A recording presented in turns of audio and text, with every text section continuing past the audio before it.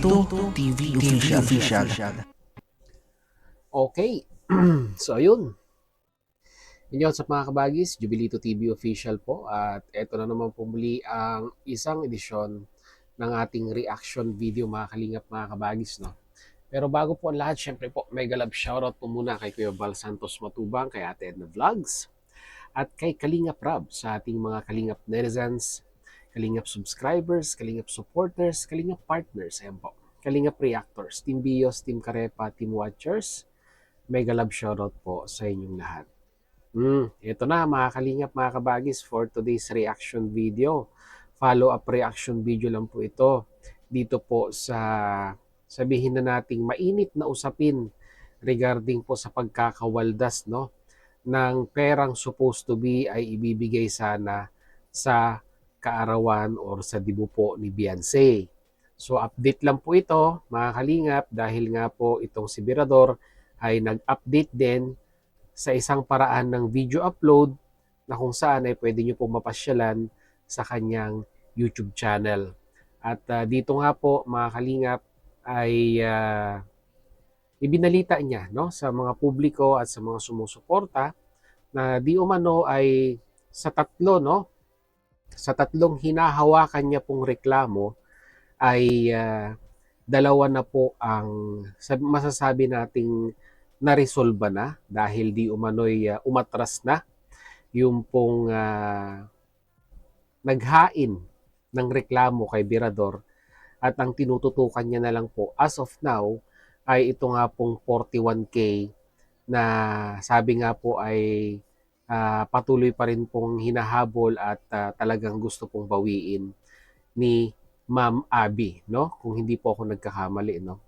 Yun po yung nabanggit ni Birador. Pero parang ang nangyayari ngayon, mga kalingap, mga kabagis, ay nagsisilabasan na po, no? Nagsisilabasan na po yung mga di umano na parang ganun din po ang nangyari sa grupo nila o sa mga nagbigay para nga po dito sa birthday ni Beyonce. So ang lumalabas pala, mga kalingap, mga kabagis natin, ay hindi lamang po tatlo, no? Ang may ganitong klase ng issue no patungkol sa pagkakawaldas ng pera na ang tinutukoy po ay nasa iisang tao lamang po no. At ito nga po sila Bopil, yan sila Teacher N ay may mga kwan sila di ba? Base do sa pagkaka-interview ni Teacher N kay Birador ay may mga mangilan-ngilan pa po na lumalabas ngayon. Tapos dito sa recent na video upload ni Bopil ay ganun din. Hindi lang pala yung mga nagsumbong kay Birador ang may reklamo patungkol kay Tintin, bagkus ay meron na daw po silang binubuong grupo or group chat na kung saan ay para pong pinagsasama-sama na po nila no sa isang group chat. Ito pong may mga iba pang complaint dito po kay Tintin para daw po maayos na at maimbestigahan no. At nananawagan nga itong si Bopil na dahil nga po hirap silang kontakin no, hirap silang kontakin itong si Tintin, kaya nananawagan itong si Bopil na kahit papaano ay gumawa daw po no ng isang video clips na kung saan ay hinihingi nila yung paliwanag nito pong si Tintin patungkol po doon po sa nangyaring gastusan no or nagastos pong pera para po sa dibu ni Beyonce. So, para ang mangyayari dito, Birador out, Team Bopil in, 'di ba? Kasi sa recent video upload ni Birador, parang ang gusto niya lang ma-resolve talaga ay yung tatlong nagreklamo sa kanya, which is yung dalawa ay umurong na at yung isa na lang po. So doon po ngayon nakapokus si Birador no, mga kalingap mga kabagis no. So ano naman po kaya ang mga kadahilanan ni Birador kung bakit kumbaga parang nasimulan niya na 'di ba itong pag-iimbestiga at pag-i-inquiry regarding po dito sa nagastos na pera ay bakit hindi niya po ituloy-tuloy na at i-entertain, no, yung pong mga iba pang may reklamo. So yun po, no, ang papakinggan natin at tignan natin kung ano yung magiging sagot po ni Boss Birador, mga kalingap, mga kabagis, no? Para alam naman natin at magkaroon ng transparency din kasi talagang as of now ay si Birador po talaga ay nababash, no? Na parang may mga nag-comment pa sa kanyang live nung nakaraan na pinapababa na po siyang presidente ng Karepa, no? Dahil nga daw po parang incompetent, no, itong si Birador na humawak, no, ng mga ganitong sabihin na nating pagsusumbong regarding nga po sa mga kaperahan na po ang pinag-uusapan, no. Well, ilabas niyo po, no, ilabas niyo po ang pagiging presidente niya sa Karepa, no.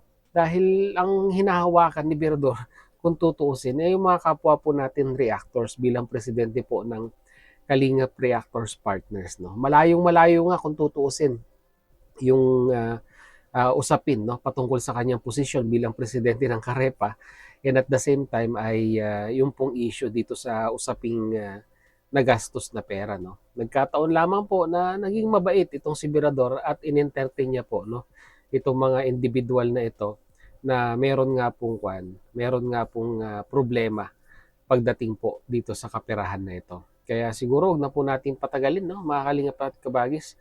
Alam ko naiinip na po kayo. At ito po, pakinggan po natin si Javier De Leon, aka ayan, Birador. So narito po yon. Pakinggan po natin siya. Pero dito ako magpupuko sa 41,000 mga kaibigan at talagang hinihimutok ng mga kasamahan ni Ma'am Abe. Dito ako magpupukus kasi ito ang still na reklamo. Yung ibang reklamo na iniatras dahil naayos na ng mga big sponsor, ala na akong magagawa dyan, mga kaibigan. Wala na akong magagawa dyan. Hindi ko na sila pwedeng pilitin na magreklamo pa. Oh. Baka ako ang balikan niya. Bakit hanap ka ng hanap doon sa mga nireklamo ng ibang ito? Parang dumadami yung uban mo, Birador, napansin ko lang. Nung nagkita tayo sa diet, hindi ka naman ganyan. Pero after a year, bakit dumami yung uban mo, Birador? Yun lang ang napapansin ko ngayon, no? Parang stress na stress si Birador, mga kalingap, mga kabagis, no? At biglang tumanda tuloy. Parang biglang tumanda si Birador, mga kalingap, mga kabagis, no? Yun lang po yung napansin ko. Sige, pagpatuloy natin. Bakit ikaw ay reklamo ng reklamo, naayos ko na yan? O sila lang mag-usap doon. Yun ang ano ko doon. Pero dito sa 41K, nananatili ang stand natin, pipilitin natin si Tintin Oragon na ibalik yung pera na yon. Di ba? Doon tayo. Kasi yung iba naayos na Pero hindi ibig sabihin, mga kaibigan, na pinoproteksyon na natin. At hindi natin idinadamay or hindi natin itinatapik yung ibang reklamo. Paano nga natin itatapik, mga kaibigan, iniatras na? Di ba? Di ba? Oo, Iniatras na. matras na. Wala na akong magagawa doon, mga kaibigan. Kasi iniatras na Bago pipilitin niyo ako na ilantad ko or solicitin ko pang maigi, samantalang ang hawak ko lang na resibo talaga na inirereklamo sa ngayon na yung 41K. Hindi ko nasakop yung kay na Teacher N, kasi hindi ba nakarating sa akin yung ibang reklamo na yon. Yung ibang reklamo na nasa akin ay iniatras na nila. So wala akong magagawa doon. Mga kaibigan. Wala na akong sabi nga lang kung sa korte, mga kaibigan, hindi ko na jurisdiction yon. Okay. Pero dito sa 41,000 na talagang naghihimutok si na Ma'am Abby, ay talagang aanuhin natin dito si Tintin Oragon, mga kaibigan. Ganun lang yun, mga kaibigan. Kung ano yun talagang hanggang ngayon ay inirereklamo, doon tayo. Mga kaibigan. Hindi doon sa dumating na nga sa ating reklamo pero iniatras na nila, ano na yun para sa akin settle na nila yon kasi mga sponsor man sila. Kung sila yung nag-usap-usap doon sa collaboration para maayos yun, wala na tayo doon. Kaso nga lang, ito kay Ma'am Abby, doon sila nag-lose control, mga kaibigan. Eh sa, ewan ko kung ano yung sa palagay ninyo, kung yung sa mga idsin yan mga kaibigan, eh kaagad ay inilabas natin ito ah, before birthday ni Biancy. Para sa akin, ay kung inilabas kaagad natin ito ay hindi maganda. Kasi magkakaroon nga ng Correct. usapin na hindi talaga maganda hanggang sa umano ng umano. Kaya pinagbigyan natin mga kaibigan yung ibang mga idsin yan, mga kaibigan. Ano? Okay. So, yun no, mga kalingap, mga kabagis, no. Yun po yung sagot ni Birador regarding po dito, no, sa panawagan sa kanya na parang i-tackle niya rin, no, yung mga ibang reklamo na lumalabas ngayon patungkol nga po dito kay Tintin, no, sa paggamit ng mga kaperahan, no, patungkol dito sa birthday na ito ni Beyonce.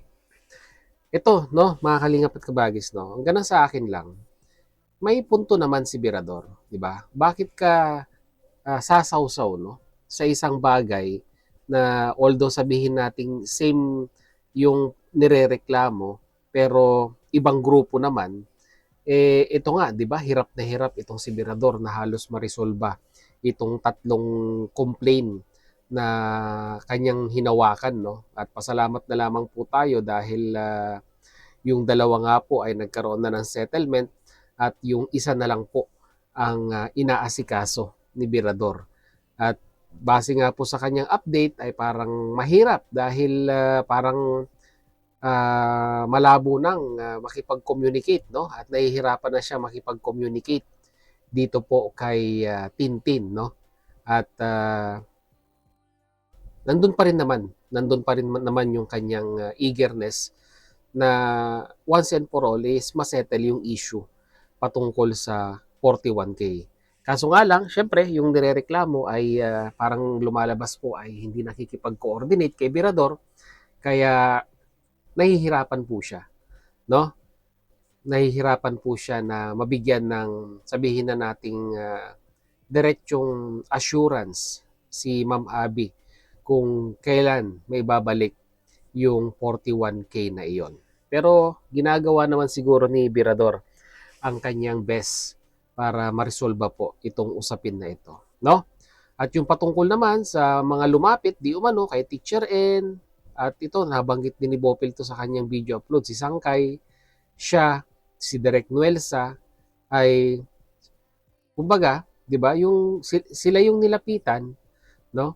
Sila yung nilapitan para idaing or idulong ang kanilang problema patungkol kay Tintin, eh hayaan na po natin, 'di ba?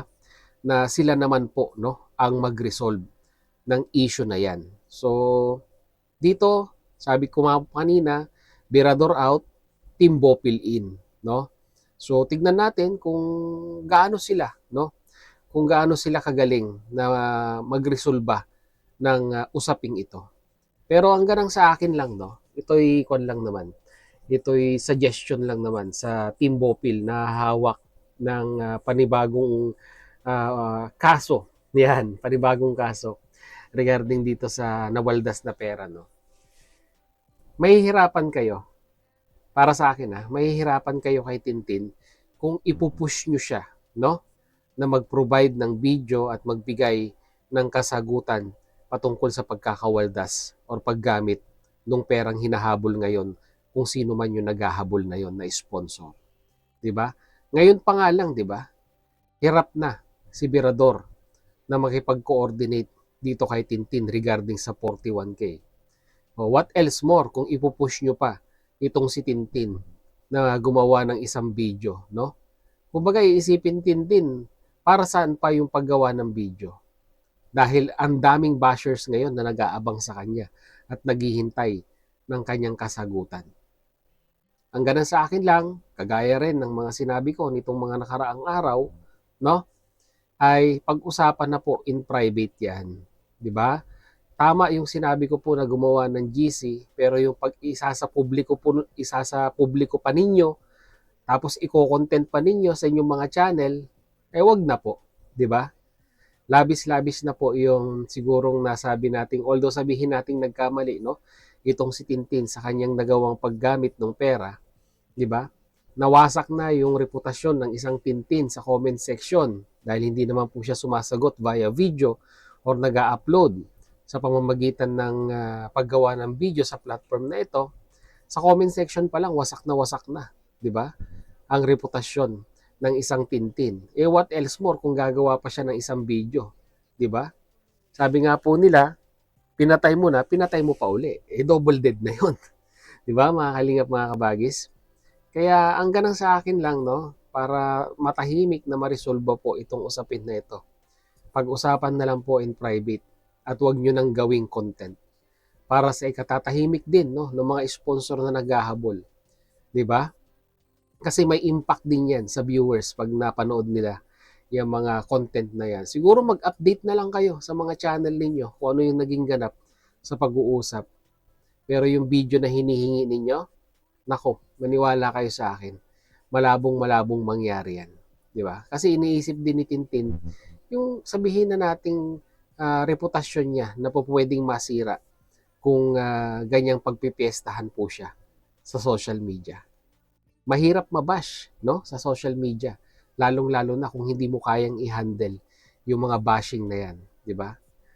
Lalo na may mga iba diyan na talagang masakit at masyadong below the belt mag-comment, no, sa comment section. So yun lang po ang ating reaction video for today, mga kalingap, mga kabagis. And once again, kayo po inaanyayahan ko po, no, na makipag-participate sa comment section by commenting your thoughts, opinion, and point of view regarding po dito sa usapin na ito, mga kalingap at kabagis. No? Pag-usapan po natin yan sa comment section. So yun, hanggang dito na lang, mga kalingap at kabagis. No? Once again, sa mga hindi pa po nakasubscribe sa ating YouTube channel, ayan po, subscribe nyo na po, Jubilito TV Official. At kung nagustuhan nyo po ang ating video upload for today, syempre po, no, paki-thumbs up na rin po, mga kalingap, mga kabagis. So yun, hanggang dito na lang. Once again, this is Jubilito TV Official, proud member po ng Team Coos, Team Bios. As I always say, mga kalingap at kabagis, peace, God first. God bless po. Babush!